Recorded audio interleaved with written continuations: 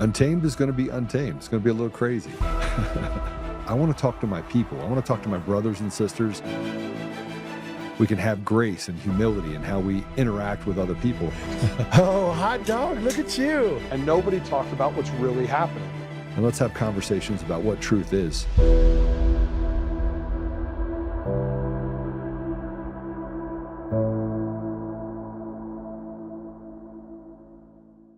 Primary election, the battles for governor and LA mayor still remain unsettled as election officials chip away at hundreds of thousands of uncounted ballots. And this morning, President Trump is weighing in, questioning what's taking so long. Eyewitness News reporter Irene Cruz live in the City of Industry, where those ballots are still being processed. Irene. Yeah, John, Rachel, good morning. Those votes are still coming through, and President Trump has now taken to social media. He's accusing the Democrats of trying to steal the LA mayoral race and the California gubernatorial race, and he also says an investigation into the election is underway. So take a look. Trump wrote on Truth Social last night saying, quote, "There's big cheating by the Democrats in California under investigation by the U.S. Attorney's Office in Los Angeles. Why the vote counting delay?" Now, that claim about the investigation is unsubstantiated. He's also called out the use of mail-in ballots and says the Democrats are holding up the vote tallying, which both those statements are currently without merit. He's been making claims about California's elections since before Tuesday. Now, Governor Gavin Newsom has responded online saying, quote, "Trump is lying about California again. Time to take the phone away from Grandpa and put him to sleep." The delay in ballot counting is not a surprise here. According to the primary election website, ballots are still being processed and will continue to be counted through what's called the canvass period, which ends July 3rd. The Secretary of State must certify the results on July 10th. Now, back out here live, there are still more than 700,000 ballots to be counted and processed. And a little bit later today, we are expecting a new update from LA County. That's going to be dropping at 4 p.m. on the new numbers of this election. Hi, everyone. Welcome. Thanks for joining. Patrick here. Joe, something came up for Joe. He should be back in chair tomorrow. So thanks for tuning in. Class is in session today. And we started the show with, big surprise, election questions. Once again in California, specifically, days and days and days of counting ballots. Why does this continuously happen? Are our systems that outdated, that old, that it takes weeks, if not months, to get the vote count correct? When we use machines, apparently, or allegedly, that can do all this. So why is all this happening? Why is it delay after delay? And still, how do they know they have 700,000 ballots left? How did they get that number? How do they know? Simple. If you're counting, how do you know how many more you got to go? Unless you already know what you need. If the algorithm is telling you you need to get to this number in order to basically move Pratt off the second line, which is what I believe is going on in California right now. Bass is already locked in. And now you have the battle for the 2 slot, Pratt and the DSA agent, to go after Bass in November. And they're trying to knock Pratt off that second line. And they know they need to get to this number in order for the algorithm is telling them they need to get to this number. And that's where the flip's going to occur. That's what I believe. And anywhere you look, anywhere you go, specifically in blue cities and blue states, these elections are under lock and key. No one's allowed to look at it. No one's allowed to criticize it. No one's allowed to look under the hood, ever. Which only perpetuates the actual belief that these systems are rigged and fraudulent. Because at the end of the day, if you have nothing to hide to your people in your city, in your state, in your county, then there is no reason we can't open up everything and do full audits everywhere. Oh, it costs too much money. No. Bullshit. You got no problem hitting off billions of dollars to illegals. You got no problem hitting off hundreds of millions of dollars to NGOs. You got no problem hitting off billions of dollars to foreign nations. So what's the problem taking a couple $1 million to make sure our election systems are all correct? Simply put, they don't want to do it because we all know what they know, and what they've known for a long time is that they have hijacked our system.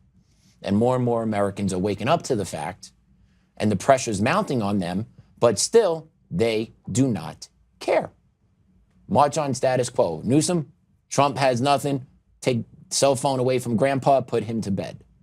Well, how about you get your election systems figured out correctly? How come in other nations around the world, millions of ballots can be counted within a short period of time overnight? Why? How can that be done? How is that possible?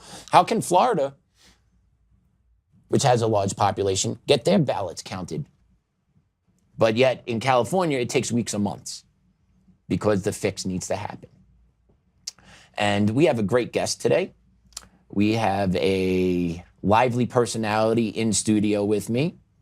I want to introduce you guys to James McAndrew. Say hi, James. Welcome to the show. Welcome to the party. Thank you so much for having me. Absolutely. Thanks for staying with us. Absolutely. So what do you think about that clip to start off the show? What's going on in California? Well, I don't see why anybody's arguing about it. It seems completely above board to me. You think it shouldn't it take that long? Shouldn't it take like 5-6 days extra to just make sure they know how many ballots that they need to win? Well, why 5 or 6? Why not 2 weeks? You know, it's constant. It's yet another opportunity for a steal. And this is now however many years into this that everybody's already in. What's the answer? Like, what's the people's answer? Everybody sees it. It went from everybody saw it in the grass. Now everybody's seeing it in real time. Obviously politicizing anybody that's criticizing the thing. But the issue is, it's not just Trump criticizing this. It's everybody criticizing this. And if they're not criticizing it, they're throwing their hands up in the air about it. And I'd be more interested to see honestly, what people really think on the ground. Like, do you really think it takes that many? This is a new phenomenon. This wasn't, we don't have such a population at this point where this is necessary. Like, oh man, 250 million more people came into the country in the last 10 years. So that's why it takes so long. It's, I mean, I don't have any real professional words aside from absolute bullshit. So nothing's real. Nothing is real. Nothing is real. The system's not real. The leaders that are selected by the system aren't real. Unfortunately, their policies do become real that we have to deal with. But we live in a simulation that we basically have no control over. It's completely, it's pathological. It's pathological. Yeah. We could sit there and go like, this is garbage. And they're like, nope. And they'll just do it. And you're stabbing me. Nope. No, I'm not. And when you vote me in, I'm going to make this legal. So it's just, I don't know at what point, what gives, what loss is it going to be a mayoral race plus a gubernatorial race last minute? Because I think that Steve Hilton's is by a couple. Mm-hmm. And by the way, the third in line here is Nithya Raman, who is a city council member. He's part of the, he's a progressive. He's a part of the Democratic Socialist Party as well. So they're going to just inch him up above Pratt, who clearly everybody appreciates. It's no longer really about a Republican thing. That just so happens to be like, it's really the only way in if you want to remotely speak the truth, or so at least grassroots kind of came in doing that, realizing, oh wow, the established Republican Party is going to come in here and kick somebody in the nuts too while we're at it. So who's the enemy? Us. We're the enemy. Apparently we're the enemy. We are the enemy of we are the enemy of our government. We're the enemy of the people in charge. And we get treated accordingly. Oh, absolutely. You know, where's the perk of being an American citizen today? Honestly, fair question. What's the perk? We get to watch it. Oh, we get the front row seat for free. We do get the front row. Not for free, though. Oh, okay. We have to fund all this. Sorry, it's part of the inclusive package we get for being an American citizen without taxes. Yes, it's part of the inclusive package. They want to make sure that there is no financial autonomy among us, but want to make sure that we're funding all their stuff. It's not even that they need the money. They just want to make sure we don't have it. Right. Keep us under their boot, make sure we can't actually do anything for change or break away from the system, and eventually just grind us to a pulp. And I mean, this Spencer guy, the Pratt gentleman, granted, he's been all over media. It's not like we're breaking anything here. I mean, his house was destroyed. Yep. He represents a bunch of people whose houses were destroyed and not one legal answer. No one's allowed in there, which leads into who did that. So Lord knows no one wants to get to the bottom of exactly why everybody's neighborhood went up in flames within 30 minutes. Yeah, and these people got locked out of their property. So if they can't, a lot of these people can't afford to rebuild. Insurance actually backed out of a lot of these claims. And we're allowed to. Yeah. And these people have lost everything, $1 million homes, gone. And Spencer Pratt has been very vocal from jump about all this. I believe this guy is truly grassroots effort, just like, I'm pissed, I'm taking the world on, jump on my shoulders. Trying to throw him under the bus for living in a camper in a motel or a hotel at the same time. Well, that's what they have. That's all they have. They try and smear. That's all they can do, because his policies that he's trying to drive out there in California for change make logical sense, and you can't argue against it. So you got to smear the guy. That's the Democratic playbook, well, communist playbook at this point. The fact that you have officials coming out and going, look, we're going to need a little extra time for this one, especially after 2020, 2022, really, if in the smaller races, 24, and then obviously 26. Where does it break? What's the solution? What do people do? You just keep bitching and complaining. We have to. Is that what the taxes are for? That's what the taxes are for. We bitch and complain. We punched our card. And then even when you try and get involved at the local level, you see what happens at the local level, what they did to Joe. Joe running for Colorado GOP chair. Wasn't that all proxies? There was, 50%, but that's what I'm 50% proxies, wasn't it? That's what I'm talking about, though. Joe was clearly a favorite amongst the people with the straw polls that were coming out, with taking over the GOP party. Right? Like at a Boulder County GOP put one up, I want to say 2.5, 3 weeks ago. Joe got 70 votes. The next closest one, I think, got 10. And then the guy that actually won the nomination to take over the GOP chair had 2 votes in the entire straw poll. So how, when you're trying at the local level, and Joe was going at this hard. He was going at it hard. He wanted that position. He wanted to take over the chair. He has a vision and a mission for the Colorado GOP. And the people that he was talking to, not the ones that really voted a whole lot, but talking to the community members, the ones that didn't really have a lot of say in this, they wanted him.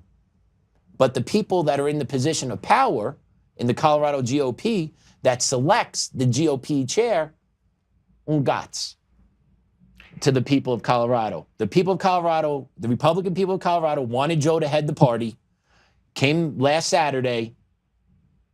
What do you call it? A sabotage? Oh. What do you call it? What do you call it when you have 50% of the vote being voted in by proxy? Cute, because it's yet another. I mean, it's such a playbook too. It's always like the 4th one in line. No one actually even thought about, and yeah, it's cute, clever. And the unfortunate part of that are the people within the GOP that actually get duped. So it wasn't even people that were voting for that particular gentleman. I'll be honest, I couldn't remember his name. I couldn't even remember the 4th candidate's name.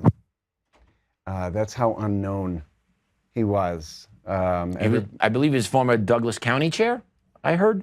I believe it's all Doug Coe that came in on that, and it stinks. It smells to high heaven, and people just towards the end went like, well, I guess I'll throw my vote in that way. I want to go home. People are so duped within the body that it's beyond frustrating to see that. Which is kind of bringing a lot of people kind of to the conclusion, well, okay, well, where do we go from here? We thought grassroots was going to be the Republican side, and here we go. We back Joe for a couple of reasons. Real specific, what people didn't understand is if you wanted bigger donors had walked away. I know they're in my neighborhood. Walked away from giving money to the GOP, which they clearly were undermined. It's a constant op just to get everybody moving otherwise. But anyway, I digress. The point being, him getting in was the only way we were actually going to raise money. It was the only way we got any commitments. And I don't mean anything that Joe was saying. Any conversations we were having, like, well, if we've got someone who's more executive about it, and we have somebody who's in there with a plan, the whole job is to get candidates elected, get money, get the money to the candidates, and get them going, get them on a good foot. That's it. That's the whole thing. Because the second that happened, and Joe didn't win, everybody realized, all right, well, we got 5-6 months of we can't do anything about it. And meanwhile, you have our 4 congressional representatives absolutely throwing the body of the GOP under the bus. Under the bus, throwing Joe under the bus. Boebert goes on. Yeah, also very cute with Kyle Clark, because that's a regular thing. Yep. Right, the day before. The day before. The day before. Yeah. And so if you don't... Totally organic. And sitting there, you know, calling him anti-Semitic and this, that, and the other thing, which seems like a really convenient thing to say these days. And, you know, how, you know, just his use of language, where he's an extraordinarily expressive person and a passionate person. Is that always great? Maybe not. Do you always love it? Maybe you don't. Who gives a shit? The guy's there about to do a job, and he was ready to do the job, and he had a ton of people behind him. And not only that, the GOP would have been solvent on day one. I'm sure. So any of the money left over from the lawsuit that everybody likes to confuse would have been done. That would have been done that day. And so instead, what we have is some person from Douglas County that ran that now knows he can't do anything about it. So that's the piece. If that's not a Joe Biden, oh, wait a minute, let me see how many votes we need, and then we'll get them.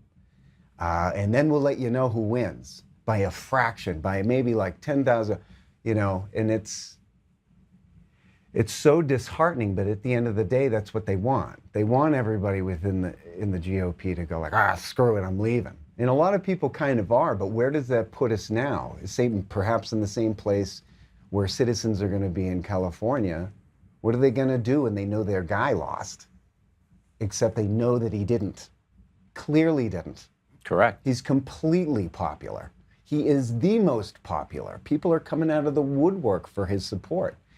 And then all the way where the rubber meets the road, which is local politics, trying to get a GOP chair to do something that knows what to do, that can do it, has the financial connections to actually get a leg up and get us back out of the garbage that this thing is. It's just chasing its own tail.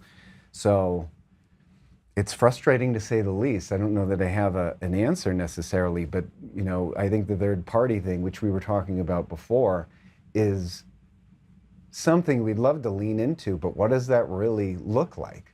That just means now we've got both sides coming after this. You know, it feels like we just need a populist party. That hasn't happened yet. Not an America First one that didn't really take off. So what do you think? I think the more this is playing out, there has to be a third party solution.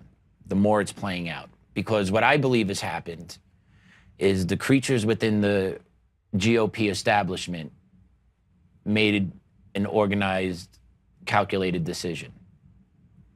We're going to do whatever the F we want to do, regardless of what our constituents want, because what's the alternative for our constituents? They're going to jump ship and join ranks with the communist Marxists? They probably wouldn't do that, or maybe we'll lose some. But I believe they're making a calculus decision that they don't give a shit what the base of the party wants, and they're going to ram through whatever they want because the alternative is such shit. That's why that third party really needs to take form. And you grab 30 to 40% of the Democrats, you grab 30 to 40% of America First MAGA people, you have a substantial chance of having a third party that can take on these foreign interests. Let's be honest, the foreign interests that dominate our political landscape today. To me, that is the only way this happens. Well, the only way. The irony of that is if the whole opt-out situation within the GOP here, so ultimately, without any confusion about opting out and getting out of that primary situation, is the Secretary of State decides who wins the Republican Party's primary. End of story. That's how that works. Trying to get out of that, we have our 4 congressional representatives at the state assembly about a month back that hammered what 98% of that body wanted, which was to get out of it. We can hold our own primaries. They don't want to do that, and the argument is, one of the arguments is because they don't want to take out the independent vote. They don't want to isolate that, or everybody's going after the middle, which is, dare I say, the growing majority of Americans right now that don't really want that. They don't want a hot shit sandwich or a cold shit sandwich. So they just want to, can we just focus on the 3 things that we care about? Just 3 or 4 things. That's it. A warm shit sandwich. Well, yeah, no warm shit sandwiches, please. I think, yeah. So it sounds a little... But the issue is that both sides are going for that independent vote. Well, don't you realize what the independent vote really has is all the power. They hold all the cards, because the Democratic side has to be, on the civilian side, I'm not talking about people getting paid to be a communist, or whatever they are on the right. I mean, it's a 2-headed dragon feeding the same stomach, but who really has the power right now is actually every one of us who have been corralled into the center. I ended up Republican only because I thought, well, heck, what if I ran for something someday? I want to at least have this R attached to my name, just so people know that I'm legit. I am with this group, but I'm questioning it daily. Yeah. Like, I'm with, what's this group? What is the group? It's a group fighting over who's smarter, who knows whose agency, and basically completely confused as to what's going on. And we just want normal people with normal concerns to run for a normal office. And I don't want anything else to do with it. I don't want money from everybody else. I just want to fix this thing, do my job, and get out. The whole idea was to do well in the United States, pay back by doing some service in office, and you should be absolutely exhausted by the end of the 2-year or the 4-year term to go like, oh, I'm done. I hand that baton off to someone else who's a patriot, someone that is an American, that wants American people to be able to pursue their happiness. That's it. That's it. We're getting taxed. It doesn't matter what state you're in, let alone a blue state. But as I had said before, like being taxed out of people's financial autonomy, let alone owning anything. Yeah, good luck. Good luck. Before we go any further, I'll just guess to remind me, James, can you I didn't do a good job of introducing you to the audience. They want to know who you are. So you are a consultant. If you will. If you will, you are a consultant specifically towards the Republican Party? If kind of bit. Okay. I mean, okay. Surely not the left. Okay. Former entertainer. Former entertainer. I did that for quite some time. Didn't make any money doing that. Okay. But made some great music doing it.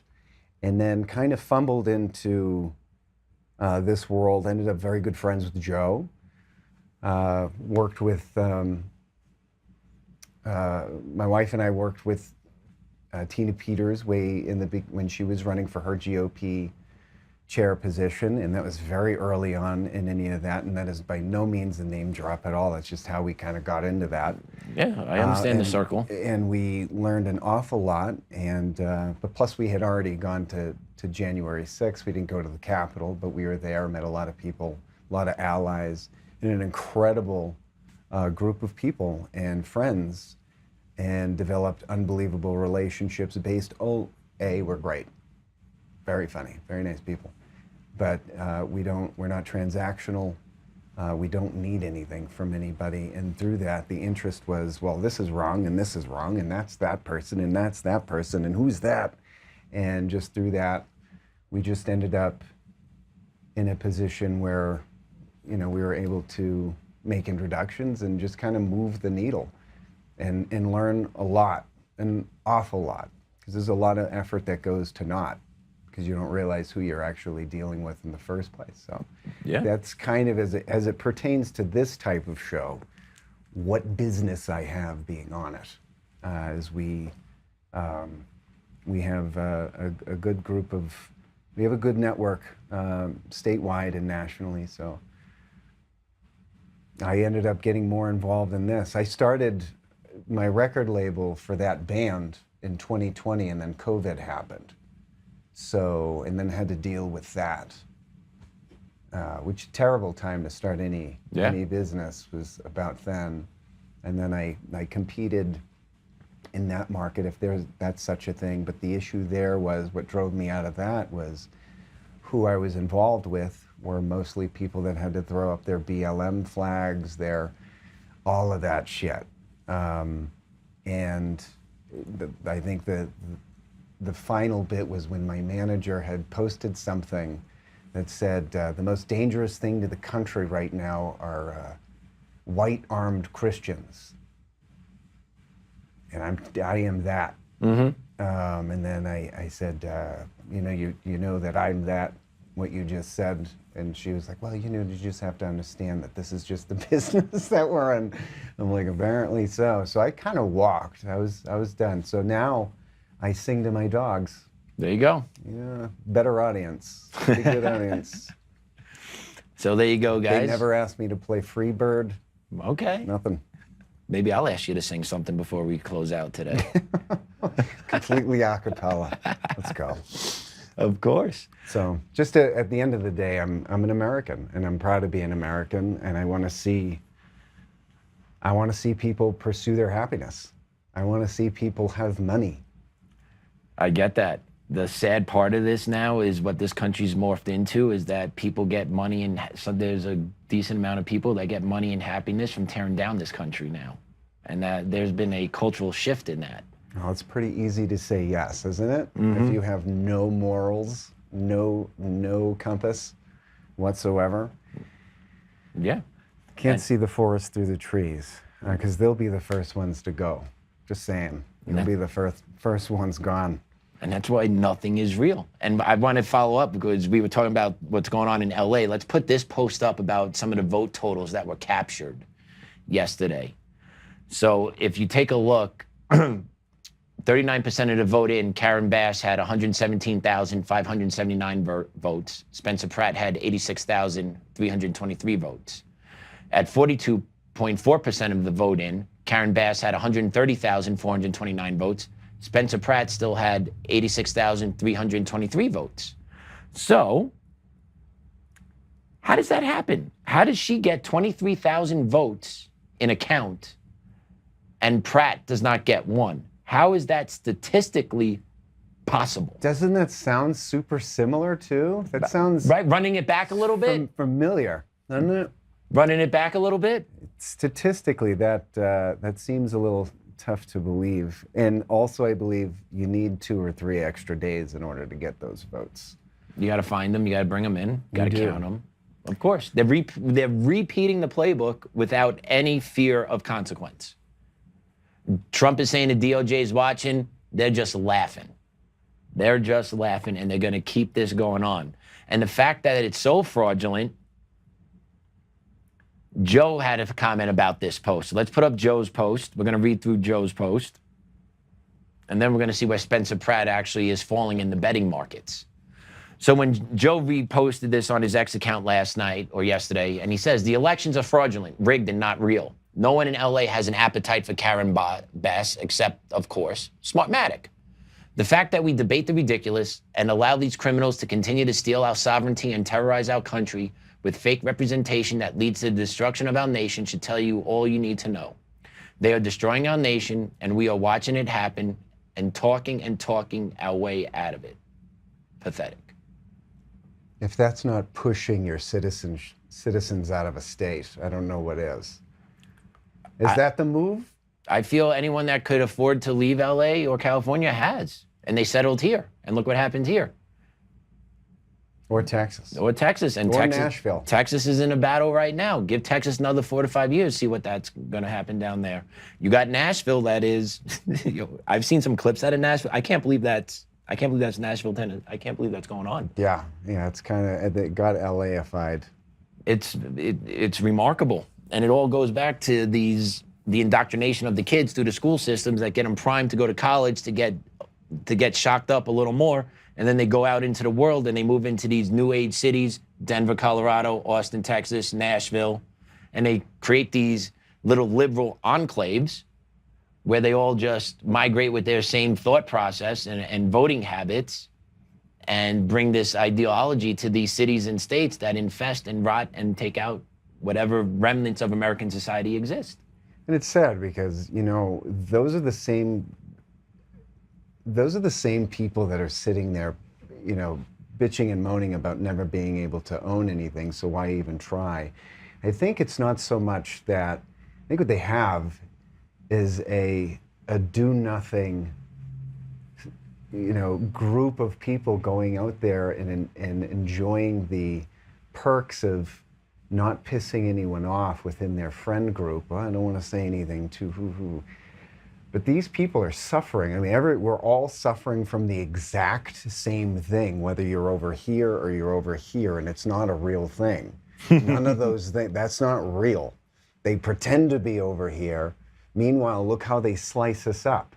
Anti-Semitism, and then saying anything about anything happening in the Gaza Strip. Well, that was like this, And now it's over here, so you can see how they're just slicing us up and slicing us up and slicing us up. And it seems like a subsect of people that would have otherwise identified with the liberal left aren't really identifying with anyone. They're just like, I guess it'll probably be better in a minute eventually, right?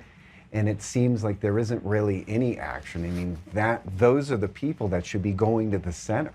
I mean, going back to this third party, everybody, we were all corralled here. Mm-hmm. We were all corralled here. At first, we were talking about Overton's window, and like that, I mean, both sides really went off the rails. MAGA Republicans were the real deal, or are the real deal, because they want their country back. They don't want to pay taxes through the roof. They don't want children trafficked through the entire country. They would like to have ownership of, or they would like to be able to fully parent their children and not have to worry about them having some second name in a federally funded school system that doesn't teach them anything except how to be something you're not and how to protest against something that you theoretically don't like. I mean, elementary schools here, I mean, you could speak to that. Elementary schools are out having days off of school to protest anything. Yeah. When did that happen? Since 2020. Ever since George Floyd, equity, COVID, that whole concoction, and the schools reopened again, it was a full-on blitz across the board with equity, full-fledged, nonstop, coming back into the schools. That's when it really started. I remember when I was in school, growing up, there was one political thing that we did that I can remember from kindergarten to graduating high school. And that one thing we did political was tying the yellow ribbon on our black picket fence around our school building when the Gulf War started. Yeah, 1991. I just saw 1991. That was the only. We had trading cards. That was the only political thing as a student I remember being involved in through the school. No protests, no marches, no Support day. the truth. No, that's what it was. No days of silence, no trans days of visibility, none of that. The only thing I remember, I think it was first or second grade, we went out front, PS 38 in Rosedale, Queens. We had a black fence in front of the building, and I remember every student got a yellow ribbon, and we tied it around.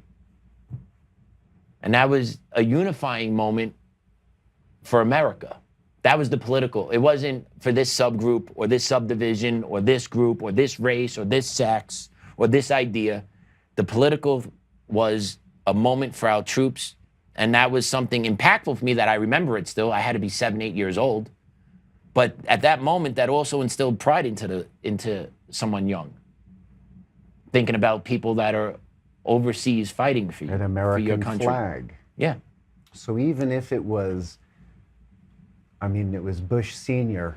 heading that in. So even if all of the reasons for going over there were nefarious in one way or the other, the sentiment, how they were selling it, was American. That's in one lifetime. Now how they're selling everything is you gotta hate it. You gotta hate America.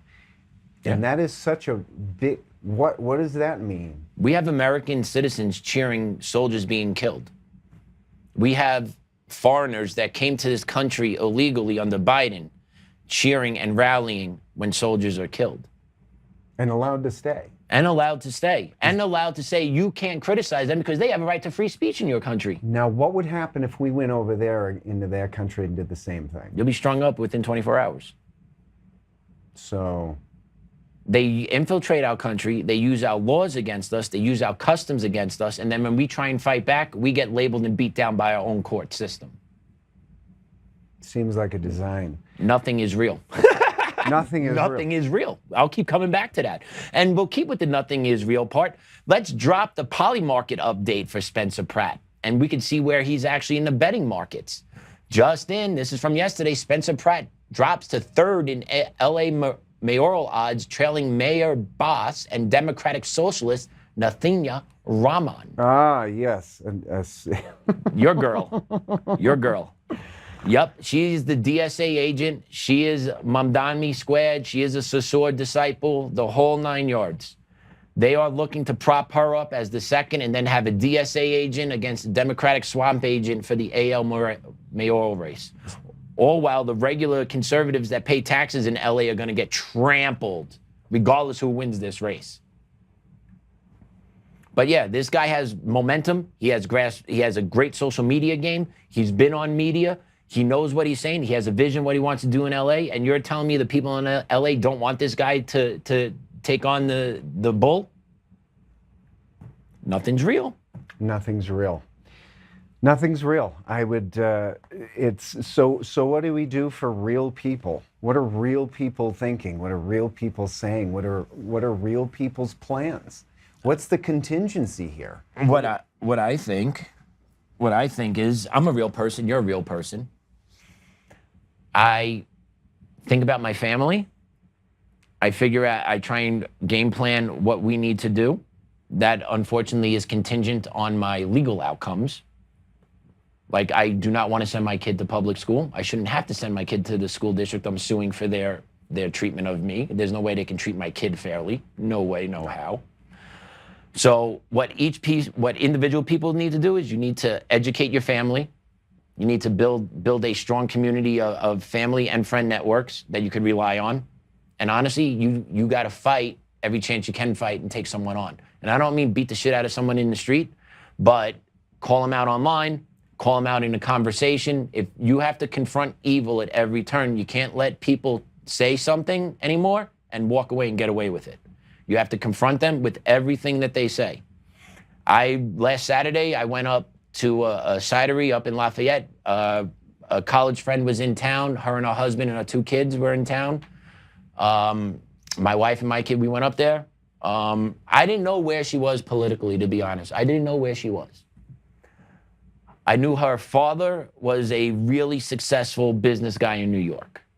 So I was kind of thinking, all right, maybe Republican leaning. I know the dad was. I never knew where she was.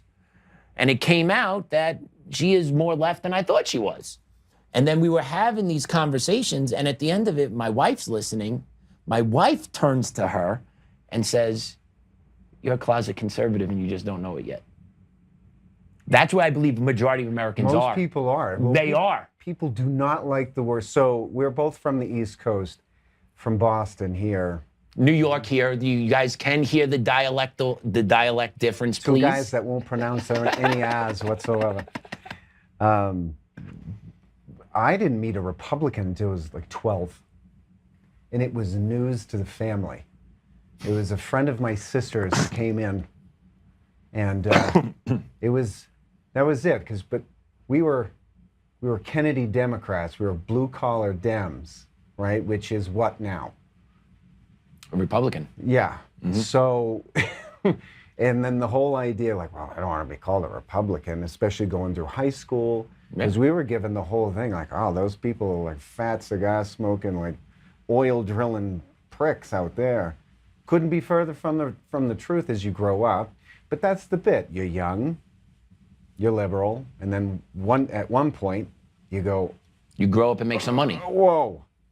Yeah, you have to pay taxes. You grow up and make some money. And you realize that this is, or you watch the money go out the window to the most ridiculous things you've ever seen. That's another, yep. And let alone, and of course I was always a conspiracy theorist. Like 9/11 wasn't a real thing to me back then, but that was a left thing. Being conspiratorial, and that was the left side of it because Bush was in, right? But as soon as he wasn't anymore, then that wasn't a left thing anymore. Then it was all the way, moved to 2020, and then everything was conspiratorial on the right. And people don't understand what conservative means. It just means you're conserving the Bill of Rights. It's conserving your Constitution. You're conserving that. That's all it means. That's it. And the terminology is what's been attacked in the United States. They took civics out, right? What did they replace it with? But social studies. On and on and on. Hey, easy there. I was a social studies teacher. Well, I'm just saying. Am I right? No, you are. And the fact is, in the school systems, you don't really see. What I feel is they teach what being a citizen is too late in the school system. Pledge allegiance when I was... Oh, that's out. You can't make kids do that anymore. It's optional. I mean, that was the thing you did in elementary school. Optional, brother. Optional. I couldn't stop kids from walking in the hallways, or I couldn't have kids. I wasn't allowed as a dean to prevent movement during the school-wide Pledge of Allegiance. So basically, kids could do or say or behave any way they want. And it was honestly considered oppressive if I did by DEI standards. Of course. Because that flag doesn't represent greatness. That flag represents an oppressive regime. And if our kids don't want to support that, they don't need to. But they can look at this flag right over here. This one with all these squiggly bits and... Oh, the multicolored ones? 6 colors and all of this Baal flag that no one really even understands. The one with the light pink and the light blue. Yep. Yeah, that one. That can be in every classroom, in a school. So, but the thing is like, this is within, I mean, we're not old men. This happened within our lifetime. Yeah, it has. Like, I've got 1 foot over here, like, look, we wanted to bitch and moan when we were in high school and college. You moved on. I wouldn't even say our lifetime. I say this should happen in 20 years. Yeah. I graduated college 20 years ago. Yeah. This month. Graduated 20 years ago, 2006. Graduated Queens College. What a different world we're in within 20 years, and it's not better. It's not better. It's worse. We are dumber as a society. We are more divided as a society. We are more distracted, and we don't have a common thread whatsoever anymore of what makes any of us American. There is no common thread anymore. But there is. There is, but it's not preached or practiced, and that's when I come back to they took teaching citizenry out of the schools to the younger kids. They don't teach like U.S. civics responsibility, just your responsibility of being a good person or a good citizen in this country. That's not taught to the high school level. At the high school level already, those kids are washed. I shouldn't say washed. Their brain has already been developed through the indoctrination. You got what I'm saying? Mm-hmm.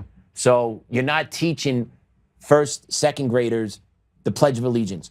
What does it mean to be an informed person? What does it mean to love this country? And you don't have to go with these grandiose ideas, right? But what makes this country great when you're 6 or 7? Or at least what it used to. You know what used to make this country great when you were 6 or 7?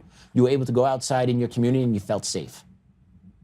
You were able to stay out until the lights came on to come home. And you damn better have.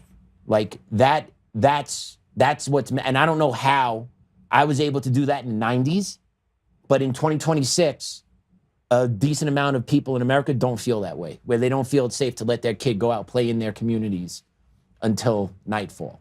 At all. At all. I wouldn't. I hear you. I hear you. Now, how does this get undone? Does it ever get undone, or do we just have to accept the reality that this is the new norm?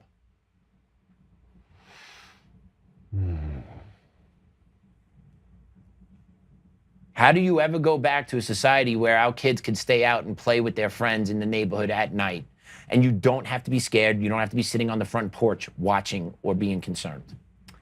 When can we go back to that, if we can go back to that? I mean, it has to start locally. I mean, that has to start with the neighborhood, with people talking and having people actually have a relationship. We also had a neighborhood where all the moms knew where all the kids were. Yes. Like it was Timmy McDonough's, Maria Giovannucci up there. The families would play telephone. I saw your kid doing this. Yeah, and then the other mom will smack you for your mom. And then smack that kid for their mom. Yeah. And that was really the difference, is that people, I mean, there was some fear. There was fear of God, but there was really fear of your mom. Yeah. And I don't think that's completely gone. I think it's easy to think that it's gone in individual cases, is because it's such a large issue, but we're not a small group of people within the United States that just think this or just started thinking this. There's been a whole bunch of people doing that. And I think the communication, the first thing that they do is what we talked about it before, and everybody knows it, is that they divide you. And all of a sudden by 2020, say really 2016, politics is your identity. Politics has nothing to do with being a citizen. Politics has everything to do with politicians trying to get voted in by each other, really. And what kind of thing can we bring up that's going to piss this group off and not this group, but we'll get them, like the whole MAGA thing. Mm-hmm. Like, oh, you're a MAGA? Forget everything that you said. Everything that comes out of your mouth if you voted for Trump is now... You're racist. Racist. Well, everything is discounted. Mm-hmm. And I mean, that's coming from people I've known my whole life, my family. At the second they, well, he voted for... So everything he has to say is discounted. That's what happened. But put it on this side. Well, you voted for Joe Biden. Everything that you have to say is discounted. Okay? Is it? Or were they just not paying attention? And then they did this thing and went, I did. I'm not proud of the fact that I did, and I came around. I didn't want to out loud say that I voted for Trump, but clearly they did. Mm-hmm. Because what was the option? And it's the second we can tell the powers that be that have their agendas, NGOs, I mean, they're all over the place. They're becoming slicker and easier to read lines, who's who at this point. But then who cares about that shit? What people should really understand is that just be kind. Go at it with a little bit more curiosity than you do judgment. And you might find something out. And the more people talk, the less good it is for them. It is not good for the control group, the controllers of the United States, to have people loving, respecting, and caring about each other. We don't have to agree. We never did before. We almost never did. Mm-hmm. We never did. We didn't have to, but what we did agree with, I mean, I'm talking about the little finicky little things like, oh, well, seatbelt should be for everybody, like whatever your things are. So forget all of that and just have conversations. Protect each other's children.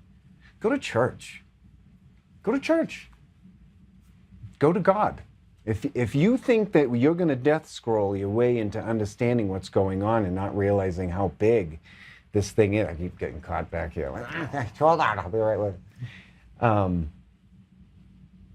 you. Communication has to happen, and just respect has to happen with people. That's how you fix it. How do you fix politics?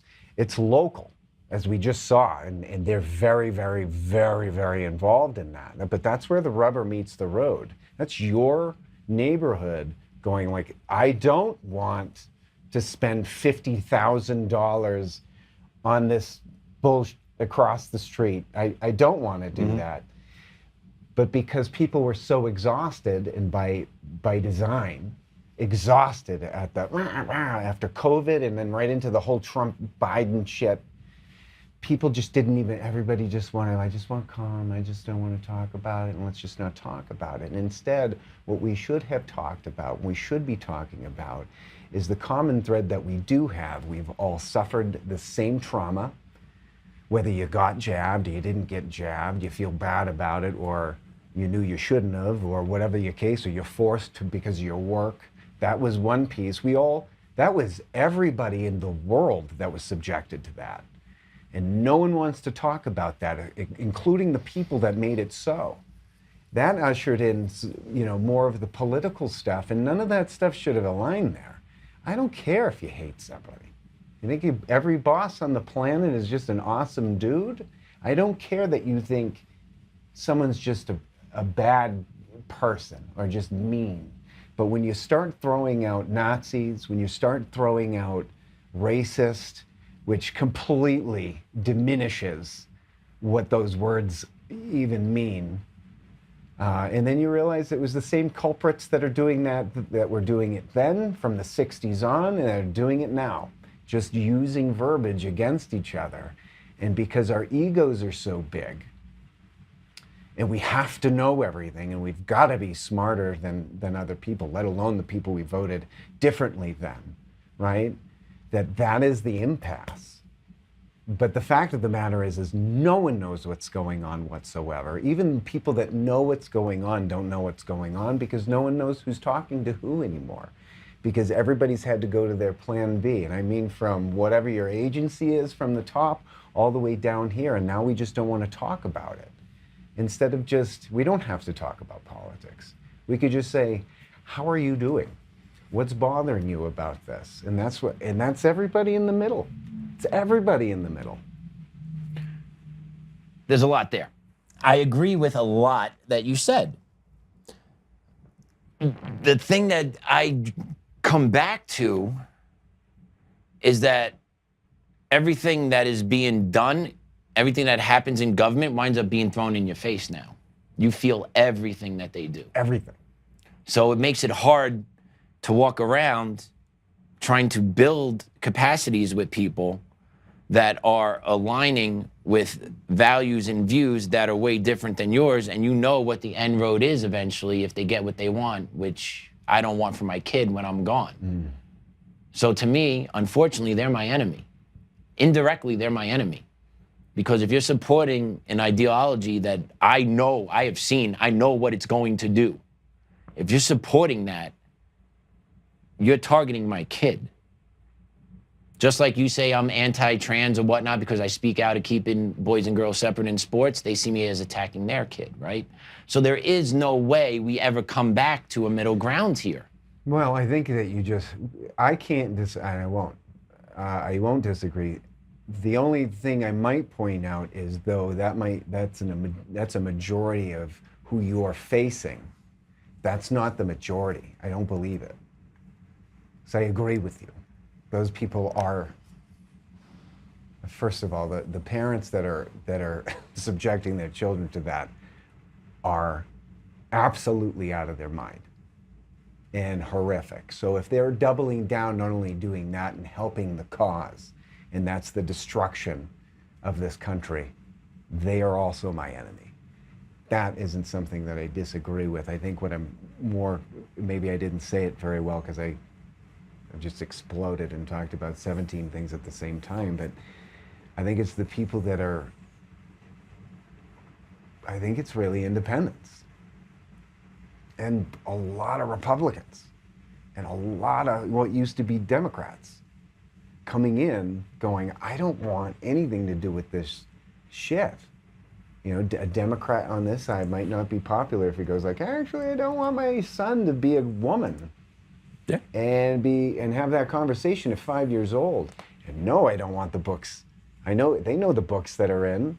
And like, let's be honest here. But there's got to be a huge majority of people that are sitting here, not siding one way or the other, that are like, yeah, absolutely. But then why does it keep happening? Why does it keep happening? Who's spending the money to drive it that way or to make it seem like there's a large group of people supporting this. Because I can tell you right now, the majority of those people that are supporting that don't have children. There you Don't go. have children. There you go. They don't have children. So it's easy for them to do that. Mm-hmm. They have fur babies. They do. Fur babies. They do.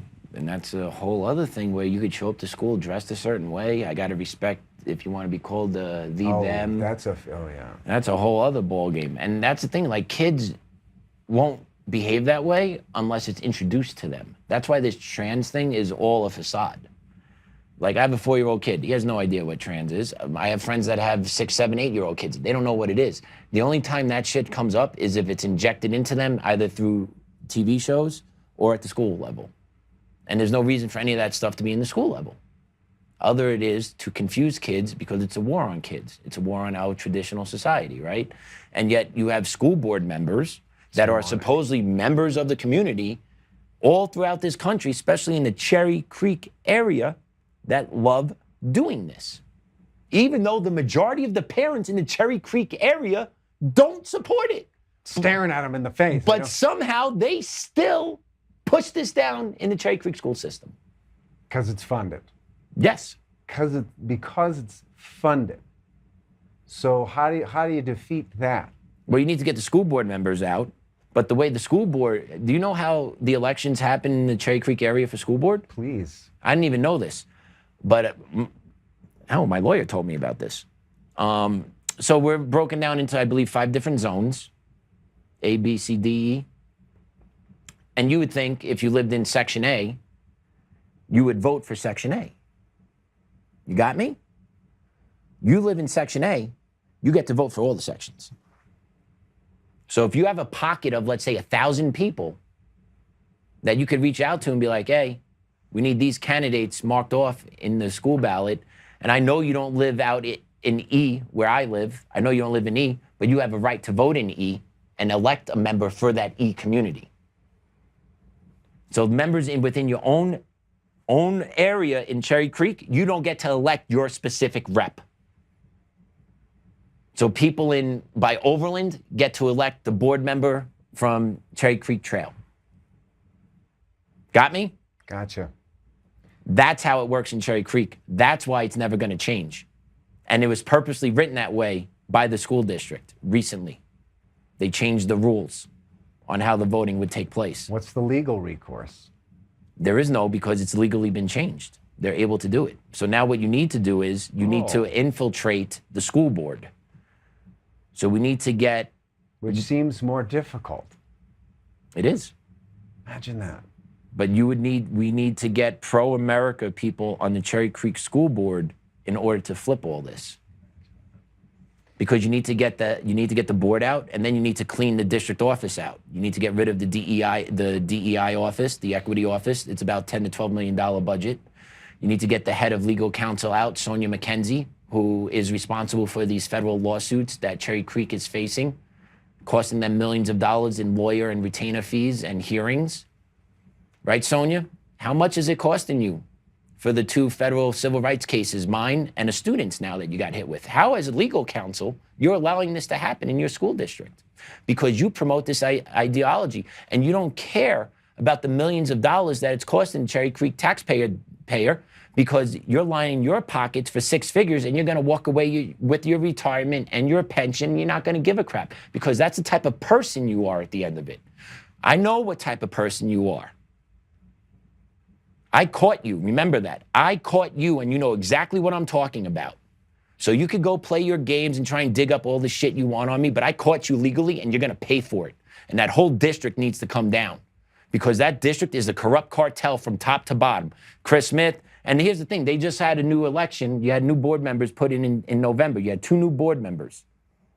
Okay? 5 board members. You have 2 new ones. So now, in reality, when I slapped them with a lawsuit a couple of years ago, you only have 3 board members left from when I slapped them with a lawsuit. The superintendent's gone.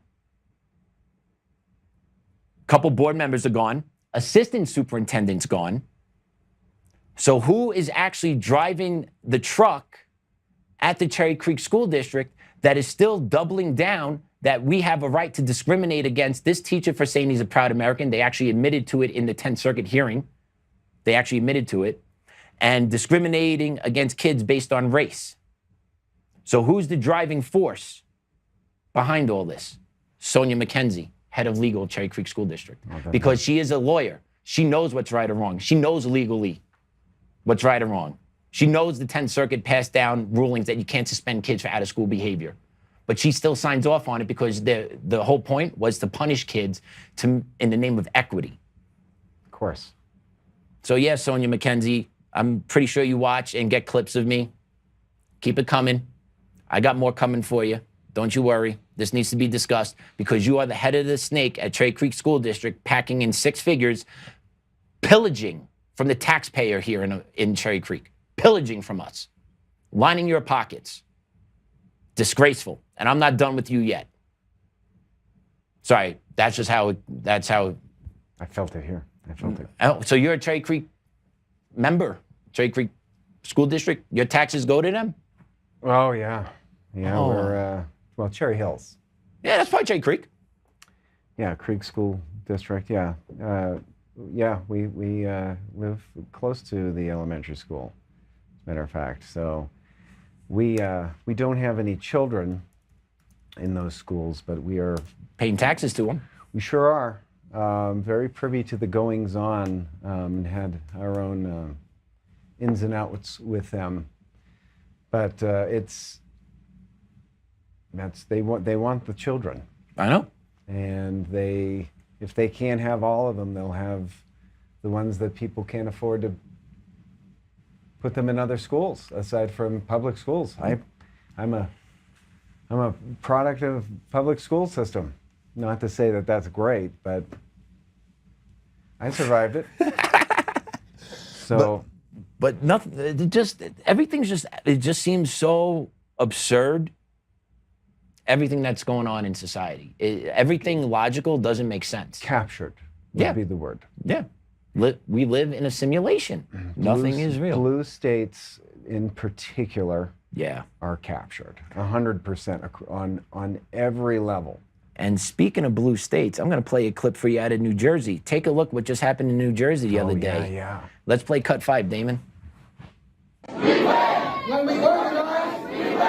Takbir. Allahu Akbar. Takbir. Allahu Akbar. Takbir. Allahu Akbar.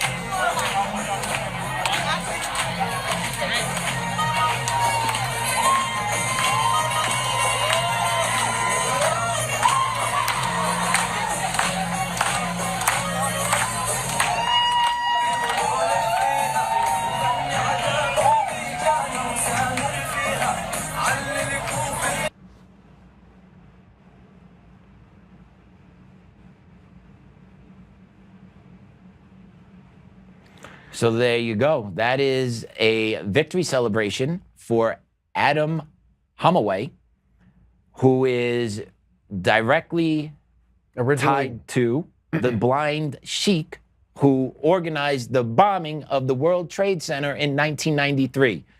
This guy's disciple just won the Democratic primary to run for a seat in Congress come November.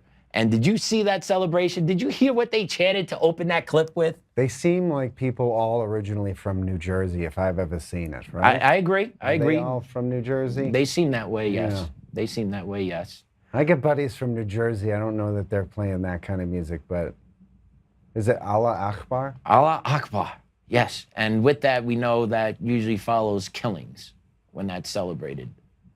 I have so little. I like to be jovial. I like to throw dumb jokes at it, but it is disgusting what's happening. And I will, don't mince my words. I mean, it's so obviously not who people, normal citizens from New Jersey, and don't get me wrong, I'm not just talking about white people. I'm talking about any people that grew up in New Jersey who weren't in that one tiny room, which were the only people that were interested in that. No one outside of that room, except from people overseas, are interested in that. And the fact that that stuff is allowed, there's no American flag in there. Nope. Nothing. Has nothing to do with this country. Has nothing to do with this country. As a matter of fact, if you think it does, you're already in a different country, and you can get out too, as a matter of fact. It doesn't make any sense. No one's supporting that. And if white liberal girls with like blue hair, they're like, I don't even understand what I'm even saying. Like, they won't even listen to you, by the way. Yeah. You're less than a dog. I hope you know anybody that's, especially with Sharia law, that they're happy to usher in, and they're hoping obviously that this connects with Mamdani and that. Well, he was connected with Linda Sarsour. Linda Sarsour got Mamdani elected. She ran this guy's campaign too, and she openly talks about her hatred towards America, the need for Muslims not to assimilate.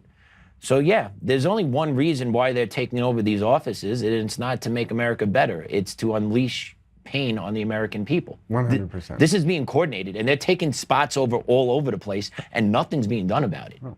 Not a damn thing. And don't tell me nothing can't be done. You have Texas, you have Dearborn, Michigan, which is a big epicenter there. Mm-hmm. You've got the Muslim Brotherhood that started up here in Greeley, I believe, right? Yes. Didn't it? So it's all over here. When is this, at what point is anybody going to do anything about that? Like, that's not all right. None of it. No, it's not. None of it is okay. So you have abandoned churches being bought out, turned into... Oh, you should see the financial games being played there. Into mosques. Oh, I got some, the fire damage, their insurance damage, and then turn around going, oh, and then all of a sudden it's 30 cents on the dollar. Oh, but you can have it. They're just giving the churches away. And meanwhile, they're kicking priests out of the diocese. They're kicking priests out for telling the truth all over the country, which is not covered at all, taking their churches away. So they're taking American churches out of the hands of people that go to active church and handing them to Muslims. To be converted to community centers. Same goes with schools. And mosques. Why? And why? Why? Aside from what you just answered. There's only one reason why that's happening. It's not like they're involved in local communities. Like, hey, everybody has a right to practice. You're right. They do. You don't have a right to take a country over. More so, the politicians, the leadership throughout the country, do not have a right to allow that at all. At all. It's huge funded. It's so funded. If you wanted to see the only reason why we're not Europe right now is because we're armed. That's it. That's the only reason why we don't have at least more known rape gangs, because that's all hidden. Europe is so far gone they don't even hide it. So how long is it until they have their children going absolutely and death to America while they're in America, while our politicians just parcel the country out to whomever, whether it's farmland to China, whether it's our school system to Muslim groups. I mean, shoot, the Vatican is putting off most of their fundage to Muslim groups versus, I don't know, any of the Christians that are being murdered. Did not know that. Murdered. Well, I knew that. I didn't know about the funding part of it. Oh, absolutely. They're funneling most of their money to Muslim groups. The end. No money to Nigeria. No. No money to Syria. No money to Lebanon. where they're persecuted Christians. And I mean, when I say persecuted, think of the worst things to do to another human being, and that's what's being done. And no one's saying anything about it. So it's not just, I'm not talking America. I'm not talking, hey, I want my barbecue and my my gun racks and my big truck. Not that there's anything wrong with any one of those things. It's not what I'm talking about. It's the basic ethos of being an American and understanding that if you work hard, you can get this. Well, they've already destroyed that. They've done that through the Federal Reserve. They've done that through taxation, and not just your income taxes, everything that you pay. Your gas is almost 98% tax. I'll repeat that. Your gas is almost 98% tax, but everybody agrees with it. Do you know who pays 16 cents a gallon for gas? One of the wealthiest groups, one of the wealthiest places in the world is Dubai. Do you think they have more oil than we do? No. I don't mean to digress, but point being, so not only are they slamming everything with cost, they're giving what we can't afford to Muslim groups, not to raise their families and have the American way of life and start companies and do this and learn. As a matter of fact, and the immigration system is a mess, because now you have people that have been waiting to do this for ever the right way, watching people not only go through that process, but then running for government. Running for government. They're not even fully immigrated. And winning. Winning. Are they though? Fake. They get to sit in those seats. They get their paycheck. Hence, that's real. That part is real. But are they really being selected by the people? No.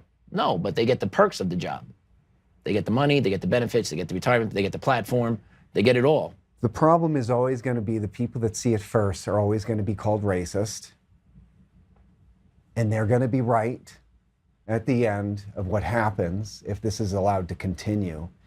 And there will be no American way of life. And it's not hyperbole to say this.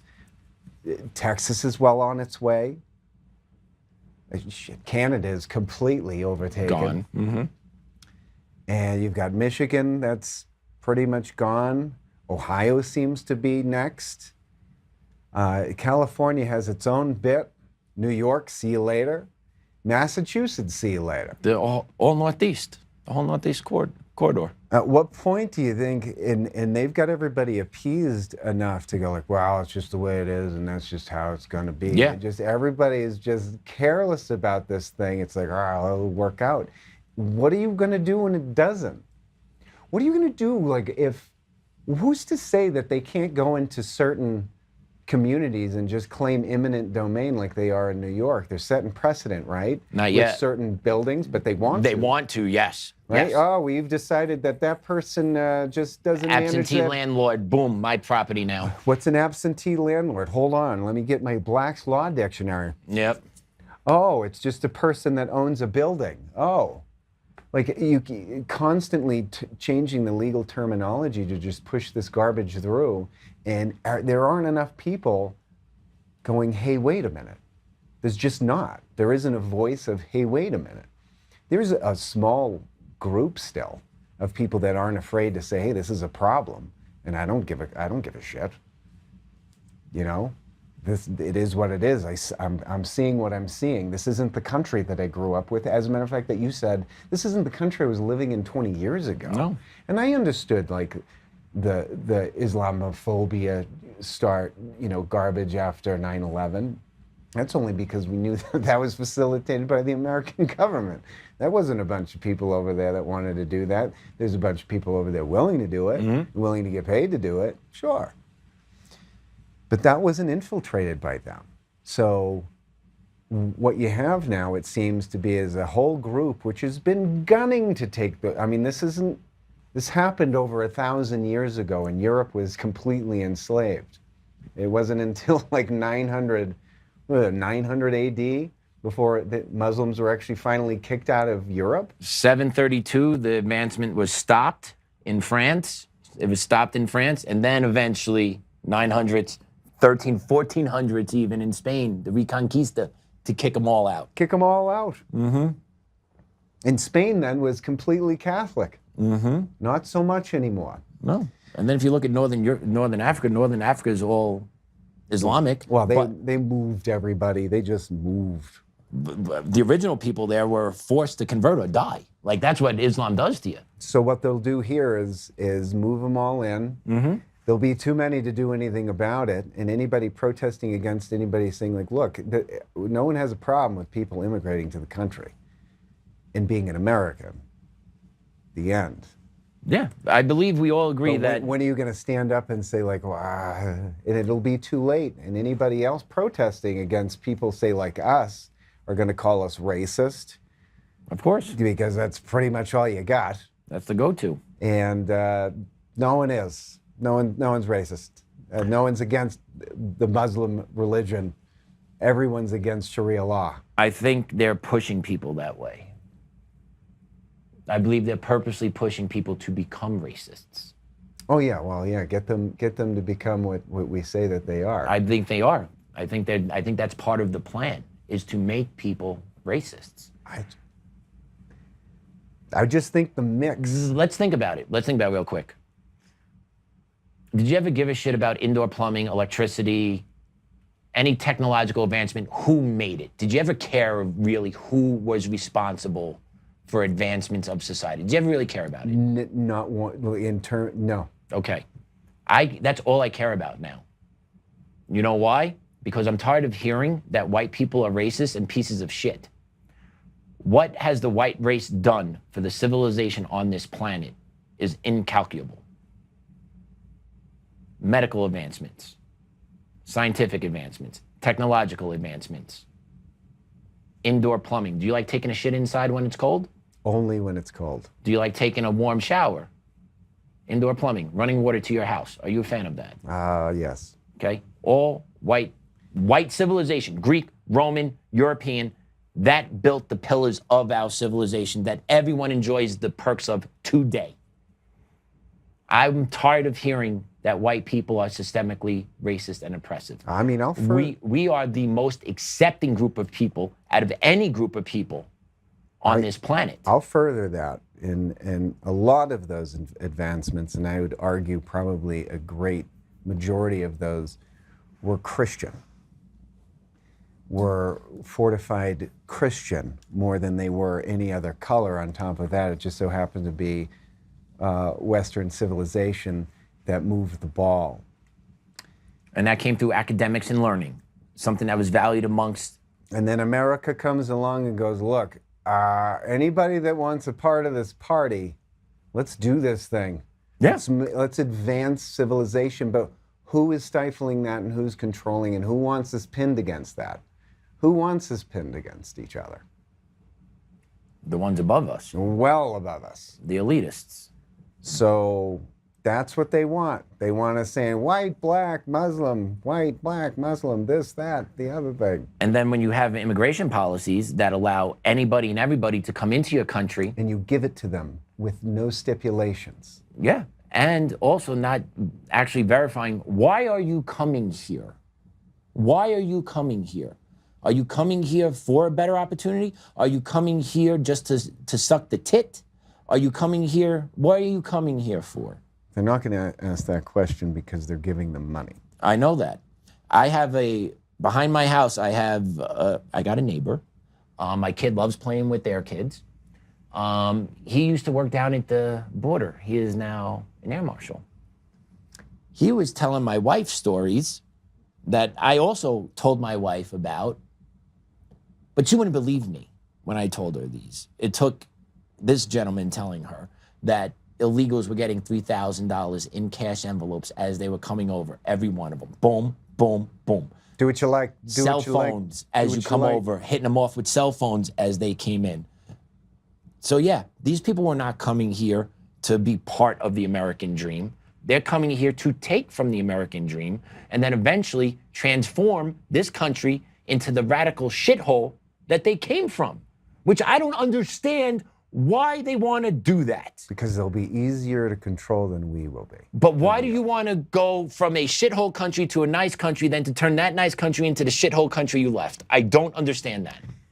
I don't know that I can't speak to the psychology of it, but I don't know that it's necessarily presented that way. I think they're saying, hey, you deserve a piece of this, so go take it. Yeah, but what are you doing to benefit that society you're moving to? They don't care. Therefore, you're going to turn this society into that shithole society you left. They'll take their 7 wives, have 7 times the amount of children, and next thing you know, they're completely outnumbered. White Christians in general, this country was founded on Christian principles. Not Judeo-Christian? That's not a thing. Thank you. I'm just checking. I'm just verifying. Judeo-Christian is not a thing. They're completely opposed. But I might get in trouble for saying that. But we can go into that if you want. Read on your own. You go look what a Judeo-Christian. Yeah, so that's that. No, that was something like, I'll put Judeo in now. Yeah, there you go. See, we're all aligned, and we're not. We're not. You have one group of people that just wanted to pursue happiness. I'm not saying that there wasn't funny business and some garbage going on. Right. We had a war over it. As a matter of fact, we were forced into a war over that on several tiers, several layers of that. But at the same, it doesn't matter. It was still the same basic group of people that were working hard, either farming, building businesses, doing what they wanted to do, right? According to God. You know, God's ethics, like that's where you get them. Wanting people to come over here and lift. You know, a rising tide raises all ships. That's really what being an American was all about. The Gilded Age was all about that. The Gilded Age is what Dubai is now. That's what we had here in the late 1800s into the early 1900s. That's a whole other story as to how they basically broke that apart. Very concerted efforts. But this just isn't new. It just happens to be coming here. This is just, now they're doing that in the United States. They've done this worldwide. They move mass amounts of people over and they change it over, so it's a lot easier to control. What are these people going to do to the people that have been handing those envelopes worth of cash? They're going to do exactly what they tell them to do. Yeah. What else are they going to do? They're not armed. You're right. There are groups that are for sure armed, but it's not the common populace. So you'll take that Muslim populace, who are arguably just as ignorant as any average American populace as to what's going on and what's really going on, and they'll be lambs led to the slaughter just the same. They just want to lead us to the slaughter first. Yeah. Get us out of the way. We might tell them how to get out of it. We might even conform them to Christianity. Oh, can't have that. No, you can't. And then you've got, what's the biggest food company? What is the biggest, was it halal, right? Yeah. Food everywhere. That's actually what I pay attention. Pay attention to who makes your food. That's a whole other, I mean, that's very scary. It's very, very, very scary when you now have a giant chunk of food distribution and food production that's halal. That's dangerous. Can be. What else do you know? I feel like you got something else with that. You know what I mean? I don't shit where I eat. That's fair. That is fair. But it goes back to, this isn't organic. This is a movement being played by people above us, that invisible third party that's pulling all these strings. I'm just done with you're racist, you're this, you're that. You see it or you don't see it. And you might be afraid to say something because maybe someone's going to get mad at you. But we're running out of time. Like, we're running out of time. The whole purpose of the First Amendment is to be offensive. It's supposed to. Prove me wrong. The First Amendment is supposed to allow people to say what they think, and unfortunately, that can be offensive. But that is how it needs to work. That's how our society functions. You need to discredit people with actual thoughts and ideas. You have to be able to speak what you think all the time. All the time. And be able to speak to it instead of speak away from it or just blow it off. Like, if you're angry, and maybe I'm wrong. Maybe I'm wrong.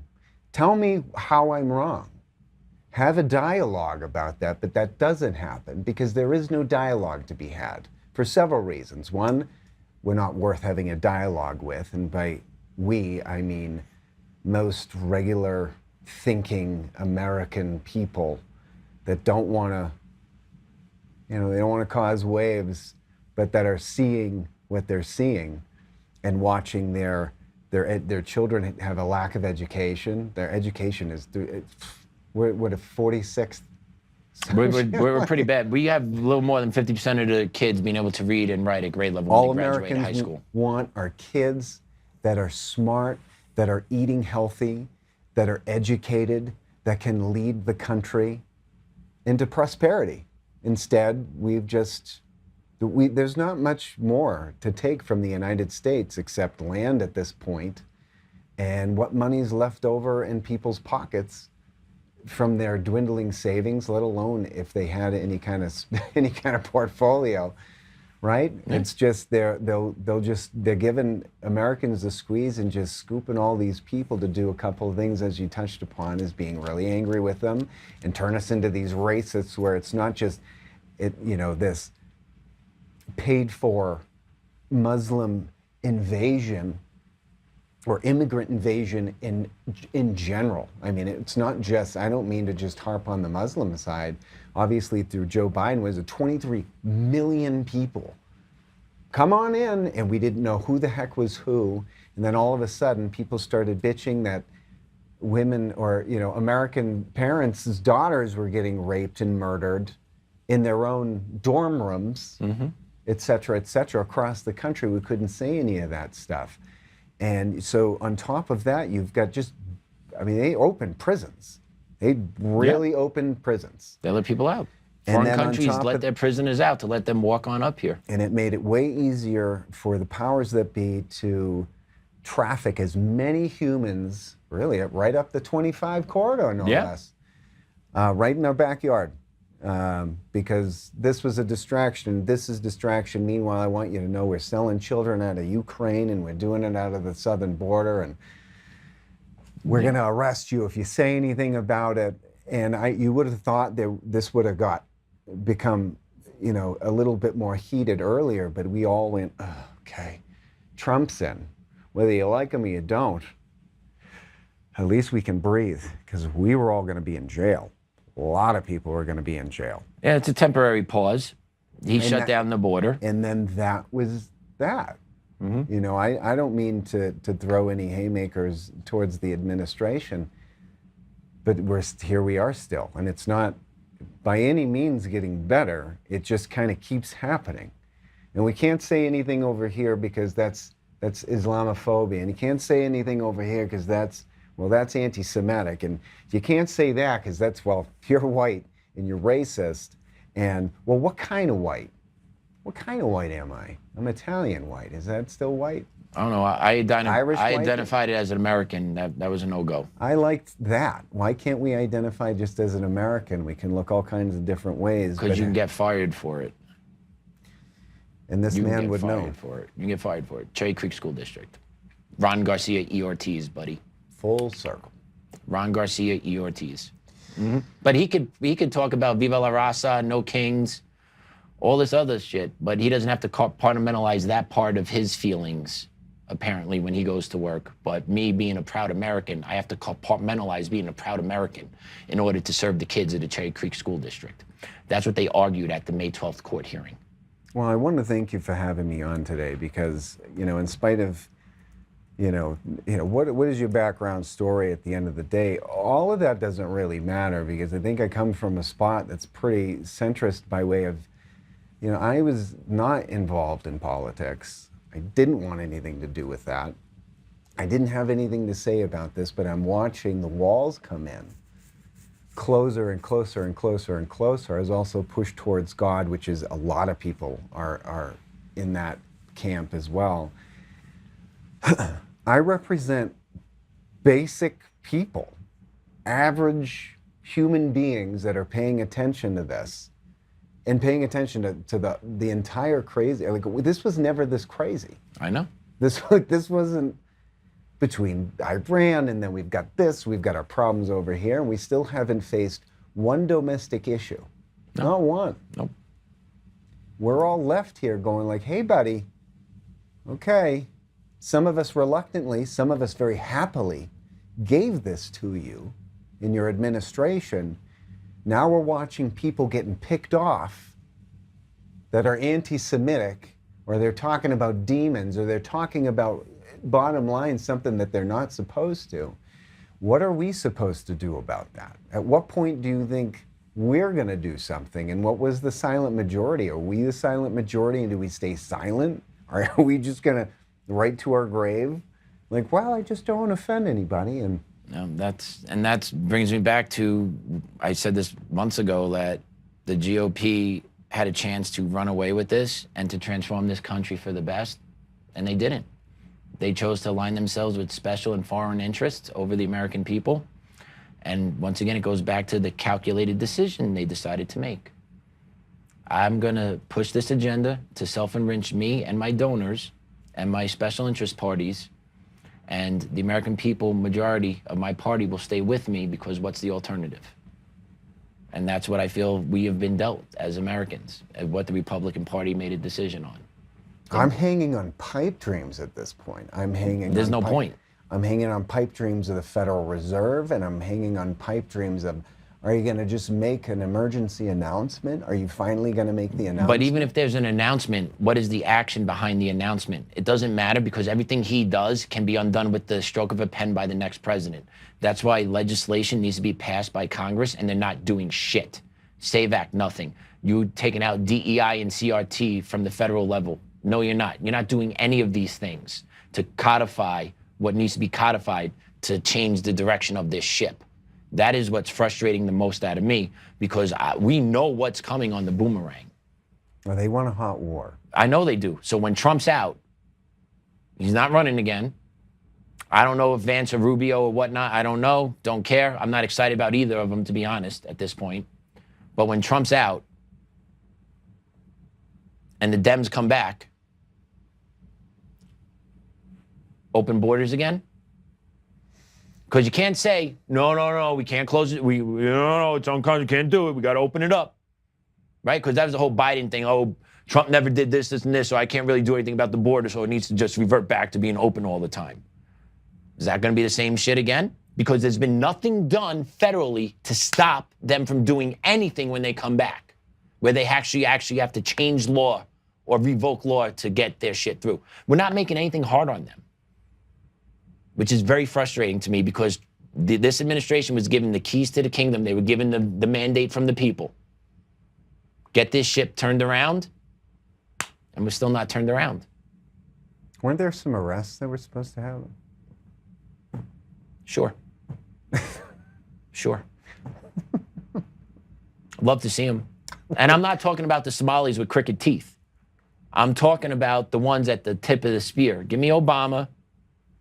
Give me Fauci. Give me Rice. Give me Hillary. Give me anyone connected to Epstein. I mean, Comey, right? Isn't Comey somewhere? There's a charge pen and whatnot. Give me what happened in Butler. Clapper. Give me what happened to Charlie Kirk. Don't tell me this furry took that shot and executed one of the most famous, influential men in America. Was he the one that owned that explosives company? No, he's the one that was on the roof. Oh. He's the one that supposedly pulled the trigger, not the explosive company that burned down a month after. Right a month later. Not that one. After that $400,000+. Right. I believe there was a purchase made. There was a lovely amount, kind of what we're wearing now. Ah. But, like, give us stuff. And the problem is, independent media has done such a good job of talking about the things that mainstream media won't, that's where people have been informed, is through third parties. How much shit do you get off the TV? Nothing. Not a thing. Right. You get it all from third parties that are more credible than what's put on the TV every day, every night throughout America, supposedly. I mean, shit, everybody's become a telegram warrior and trying to figure out if they're saying that, this is over here, this one's reporting this, which is weird over here. Okay, I did my math problem for for the morning. Now I know actually approximately what's happening. Approximately, which then allows you to kind of have an idea to make a decision and an assessment of the situation, and then to act accordingly based on that assessment. My assessment is we're in a tough fucking spot, and we need people above us to actually help us. To be honest with you, we can't change everything. Outreach. We can't do it all on our own. We can't. We need those forces, the ones that operate with the levels of power that could make a phone call to get arrests made to make sure justice is carried out. We need those people to do it, and they're not. Patrick, we found the synthetic, how the election results were synthetically produced. We found them. Yeah. We found what Tina found. Yes. We found all of that. We handed that to people that needed to hand it to somebody. I've heard and about they this. handed it. And then we're sitting here, and what we got out of that was, okay, so now you know that we know, and now we know that you know that we know. And you know. Uh-huh. And now, yeah, exactly. And what do you treat it You're like? scoped. 100%, to a point where there's no point hiding. It's okay, well, Yeah. oh, neato. Okay, so you know that I know that you know, and nothing's being done. It's completely fake. So we lose all faith, anyone intelligent enough to go beyond just seeing what's laid in the grass without walking anybody through the weeds of any of it. And we're just, is anybody going to reach out to anybody doing any of this work? You got the Ed Solomons of the world, you got the Mark Cooks of the world, you've got all of the, and a ton more, obviously. You've got all these great American people trying to figure out a way to preserve, and I'm looking at it now, it makes you feel like an asshole. It's a Tom Petty song. No less, it's great. Okay. Great Tom Petty song about making me, you'll do anything to make me feel like an asshole. That's what it feels like. So you're sitting here looking smart, intelligent American people in the face going like, yeah, I know you found that. And nothing. Nothing. Mm-hmm. Just blink, blink, blink. Mm-hmm. All right, I know you know. Glad we helped you all out. Mm-hmm. I know you know, and now I know I need to watch you also. And I need to make sure. And now we know what time you're over there. Okay, now we got to figure out they're over there and you're over there, and to have to deal with constant operations as an everyday human being, and then let alone get good at it. Right? I like to, some of us like to think so, Mm-hmm. and it almost doesn't make a difference. No. No, it doesn't. Man, we got a whole B block. I'm going to play one clip out of B block for us. We're just going to do one clip, Damon, out of B. So there was this mock interview done at Harvard, and it's going to show just how bad the indoctrination of our children are, and the fact that they don't have principles. Our young people don't have principles. They just have talking points, and it goes all the way back to nothing is real. Nothing you see every day is real. The feelings of love that you have for your family and friends, that's real. How much you're paying at the pump is not real, but it is real because it's hitting your pocketbook. But the reality of the simulation we are living in, right, with our political forces at B, nothing is real. And it's because of what they're doing to the kids at the younger level. And then those kids become supposedly educated adults. Well, take a look at Harvard and just watch this clip, and then we're going to talk about it. B6, please, Damon. America has always been a fascist country. We're fighting fascistic tendencies in the United States. It feels almost like a dictatorship. Since you hate America, here's a one-way ticket out. Not coming back. We're here at Harvard asking students how they feel about America and if they would revoke their citizenship and take a one-way ticket to leave and never return. So let's start with, what do you think of your country? It's been getting really crazy. America has always been a fascist country. It feels almost like a dictatorship in some ways. And also with the ICE thing, goddamn. There's so much more going on with America. Our civil rights were revoked. I don't know if we'll survive Trump's presidency, man. You think America is a fascist country? A lot of people would say that. Why do you think it's fascist? A lot of people feel like they cannot exercise their freedom of speech or freedom of religious practice or expression. If you critique the government, if you speak out, there's a chance the president will tweet about you and attempt to harass you. You still have these checks and balances and systems, yet people still think it's not a democracy. Why is that? With our current president, those checks and balances have been violated in some ways. Like, it makes me feel uneasy. What is the number one thing that you guys would change in your country immediately without even thinking twice about it? Immigration laws. You guys want to expand on that? I just think it's really inhumane what is going on right now in this world. This is stolen land already, and if you're going to make arguments about people that are and aren't allowed to be here, I don't think it holds any value. And You think it's a stolen land? I think that the first thing I would do is remove ourselves from foreign conflicts. Even if one dictator's bad, we're hearing one side of the story. I think the United States has broken international law, undermining the sovereignty of places like Iran and Venezuela. Do you think the situation is that bad that people would be interested in revoking their citizenship and moving? Yeah. Is it safe to say you hate America and aren't proud to be a citizen? Yeah. Yes, of course. I mean, yeah. Is there any country you would rather live? Copenhagen and Copenhagen! I would go to Ireland. New Zealand. If we gave you one-way ticket, would you take to leave America and to move to New Zealand? To Ireland, Belfast, I think? Completely move out of the country? Not coming back. I did just get into Harvard. That's a really hard question. No, I think by the end of the day, we're still stuck in this together. I have obligations. All right, I got family here. I got school here. All right, fine. We'll take that as a no. Practically, I think it would probably be a poor idea. Like, there is still, like, a lot of good opportunities in America. Born and raised in America. My whole family's here. My whole life is here. This has been home. This is opportunity. I'll never be able to take that away from, the place that I was born in. When given a real chance to leave, no one takes it. It's easy to criticize a system you benefit from, but when that system is taken away, the reality becomes a little more complicated.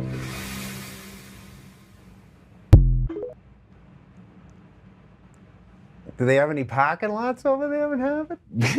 What do you think, buddy? Was the parking lots all stolen land? You love that? I love that.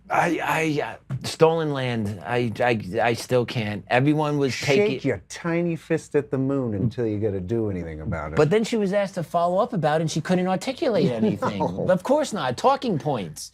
But that's the lie. And right, how many meetings have you ever been in meetings? I've been in meetings where we're going to start this meeting and acknowledge of the stolen land that we are on and the suffering of the ancestors before us. Have you ever been in a meeting like that? But couldn't name any one of the tribes or any of the ancestors or any of the historical basis of their point.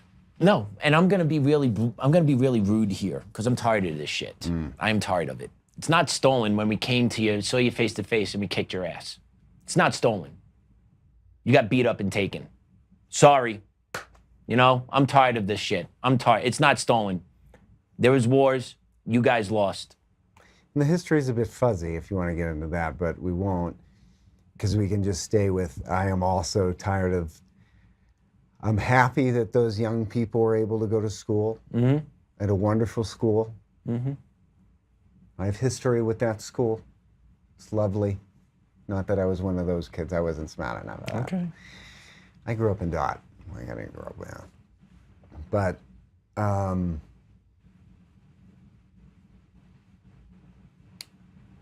the amount of privilege is shocking. And those are the same people that would say we are privileged. They acknowledge that they have opportunities Those are the ones here. that write the books and then sell them to the schools to teach the next group of students why everyone else but them are privileged, but them. Yes. Like, look, I should be here. You don't understand. I'm going to completely defeat my lack of a point. And obviously it's because there's a Middle East, there's a brown guy asking the question. Yes. They're like, oh, cool, finally, I'll side with you. I feel much better about myself, except, go where? Yeah. Oh, I'm sorry, I can't. I have opportunities. It's so gross, especially coming from Harvard. It's so gross, those students, because you walk right by them. That's all it's there. They're right in Harvard Square right there. And that's the fact, God, the ignorance is abound. But there you have a complete part of society of the upper crust, and those kiddos are going to be the ones teaching. They're going to be making rules. They're going to be writing the books. Yeah. They're going to be, ushered up as long as that they're. I mean, right now they're probably savable, right? They still have an iota of their own thought. They understand that there's opportunity in America still. They sure do. So therefore, we're not bad if there's still opportunity. So you can be saved. Can be saved. But we do feel bad for all these immigrants that are getting kicked out and all these families being arrested. Like, cite one of these things, like cite anything, but they don't have a point. So what is it that the schools teach it? They teach that you're on stolen land. Like, no joke, schools start meetings this way. School boards start meetings this way. And the second you do that, what do you get? Mm-hmm. How enlightened. So enlightened. But once again, not stolen, conquered. Conquered. Can we agree on that? Conquered? Conquered. Can we agree that that was the way the world worked back then? Would we agree that everyone basically was trying to take from everyone else at that time? I'll even argue that the American settlers before, there was a lot going on. To sit there and go like, they were racist for like 300 years. But wait, there's a lot going on. It wasn't stolen. We actually bought Manhattan. We purchased Manhattan from them. Louisiana Purchase. We bought that also from the French. No one complained about the French controlling that. But lower side of Manhattan is still, I believe that's still owned by London. Okay. Where they keep all the banks, where all the gold is. I believe that's still sovereign to London. They didn't want to give that. Not yet. Okay. I believe where Disney World sits is also sovereign to London. That's why they don't have to pay taxes. There's a couple of places. I know that sounds a little tinfoil hat for you, but you can look it up. But this stuff, it irks me to no end that you have these kids going to a $70,000 a year school. More. Oh, it's more now? 120,000? Yeah. Oh, my bad. Sorry, I'm out of touch. Paying $120K, and you... Basket weaving might be 70. And you parrot these talking points of the oppression, and then at the same time, why are so many people coming here if we're oppressive? Like, no one can answer those things. Why do people that are black and brown and of different races come to America? Like, I want to experience real oppression. Like, I live in Africa, I live in the Middle East, but you know what? I want to have some real oppression. I'm going to go to America. I'm going to go to the... Do you think they do that? Like, literally, that's what has to be being said, no? Let's flood the streets of the most oppressive country I need to be oppressed. Give me that red, white, and blue, baby. And thank you for that $3,000 envelope. And the EBT, and the hotel. And the cell phone. And the clothing, and the transport, and the plane, and the buses, right? All the And the hotel room. You know what I'm saying? Like, and room service. But we're oppressive and we're racist and we're the most horrible nation. No, we're the most gracious nation, the most forgiving nation. Absolutely. And just good people. Yes, and they Good make us look like animals and turn us into animals when we're really not. We're just tired of being disrespected and taken advantage of the shit we had nothing to do with. I just think it would be really funny to put them in different, groups. Go into a black community, go to a southern black community, a southern white community, go all over the place and just see how their answers change. Because that's the type of people that they are training. And it's so sad because those kids are smart. Yeah. Those kiddos are smart. If they were given an opportunity to not be so New Yorker WASP, because being liberal like that is trendy. There's no thought to it. It's so easy to sit there and go like, yeah, founded by racists. And then the people that run this thing are, well, they're not racist, but the people that are ruled in this country are racist. Like, no, who's racist? Who? And how long does that argument last? They are. 100% the only people bringing up race are the people calling everybody racist. And they're the racist ones. Again, who's a racist? People that base everything on race. And the other part about the stolen land, like all this the stolen land, the oppressive nation, everyone dismisses the fact that it was the Spanish that started the slave trade in this hemisphere. Oh God, we can get right into that. But people forget to talk about it. It completely gets disregarded that it was the actual Spanish, you hear me? Brown people started the enslavement in the Western Hemisphere. Well, it was actually the Vatican that allowed that. As a matter of fact, the Vatican was the one, I can't remember the Pope.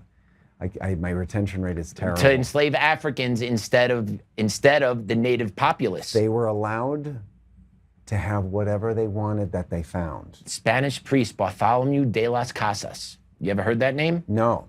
Spanish priest Bartholomew de las Casas. This is coming from my social studies teaching days. Oh. I just found it in my head as I'm sitting here talking to you. I think it was in the 1500s.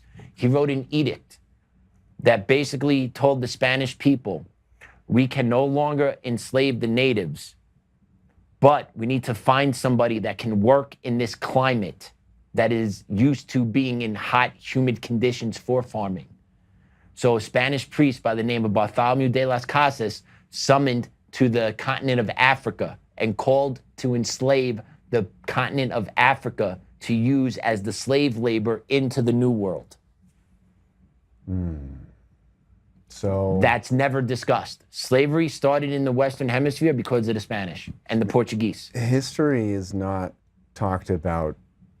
Real history is never taught. Ever. That's the problem. And real when it was kind of... Because it's inconvenient. It's inconvenient to talk the truth. And watered down and a lot of points discounted. Yeah. Like, there's a lot of stuff that happened. But it started with the Spanish bringing the slaves over here to North and South America, the Western Hemisphere, and then it was America.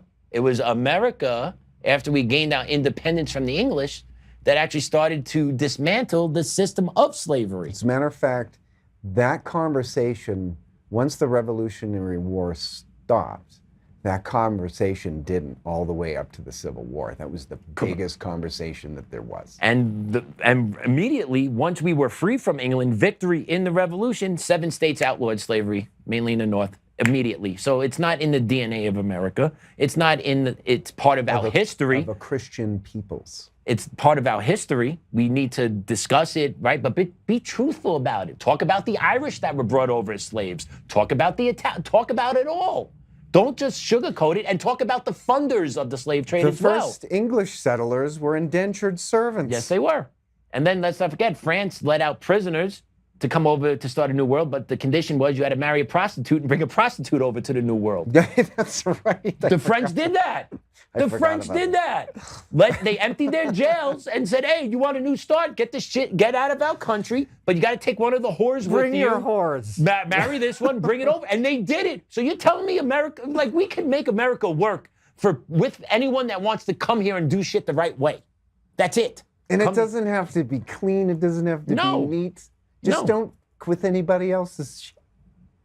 Just leave everybody to do their thing. Right. And if you can't help out, then leave everybody alone. And don't force me to live your way of life that you're trying to inject into my. No, this country was founded specifically. Either adopt to what our foundings are or don't come. The irony going back to this Harvard group, all those kids, too, I mean, this is the only country that they survive in. Oh, 100%. Are you for real? That's the irony of it. It's the only place that this is the only place. Let's go airdrop into Nigeria, see what happens. You for real? Where they literally survive, let alone thrive on a very, very expensive education where they were forced to work for the man. That's crazy, dude. It's unreal. But goes back to the theme of today. Nothing is real. Nothing is real. But I'm glad we had a good show today. I thought we had a great show. I thought it was fun, entertaining. Thank you for having me. Of course, anytime. Would you mind praying us out? I like giving our guests the options of praying us out. You know what? Where are we here? Right about... You mean time? What are you talking about? I'm not very good. We have very good friends with Father Andre, but he's much better than I am. Oh, I know, and Joe's way better than I when we're praying, but I'm asking you. And if you don't want to, it's fine. I can do it. In the name of the Father, and of the Son, and the Holy Spirit, as it was in the beginning, it is now, and ever shall be, world without end. Lord, thank you for having our show this afternoon. We ask for your strength, and we ask you to distribute that amongst your people, believers and non-believers. We ask for the blessing from the Sacred Heart of our Mother, and we ask for the blessing from the Sacred Heart of Jesus Christ, that we have the fortitude, the mental acuity, the levity, the love above all, to make it through another day, to find each other, raise each other, and come closer to you, and be more like you. In the name of the Father, and of the Son, and of the Holy Spirit. That was a shoot from the hip one. I'll do better if I could have prepared. Appreciate it. Thank you. And those prayers are the best types, off the cuff, because you're speaking from the heart. So thank you for that. Thank you. All right, everyone. Thank you for tuning in today. Joe should be back tomorrow. We have a dynamite guest on tap tomorrow. We'll see you then. Class dismissed.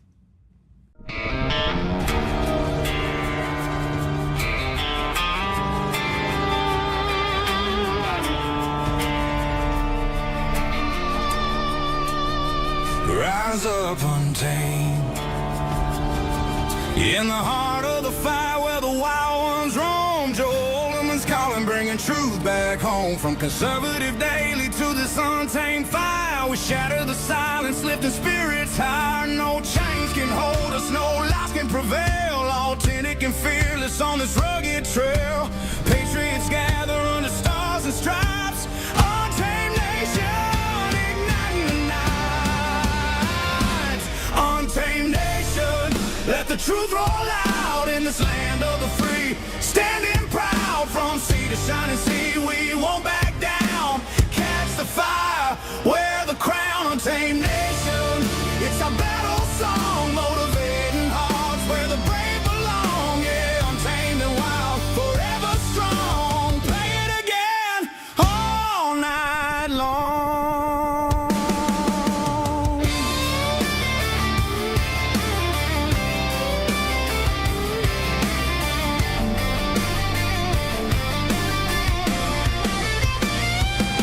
Break the mold, chase the real, no more games, time to heal. Joe's voice leads the untamed crew. Truth matters through and through. Untamed nation, let the truth roll out in this land of the free. Standing proud from sea to shining sea, we won't back down. Catch the fire, wear the crown. Tame nation, it's our battle song, motivating hearts where the brave belong. Yeah.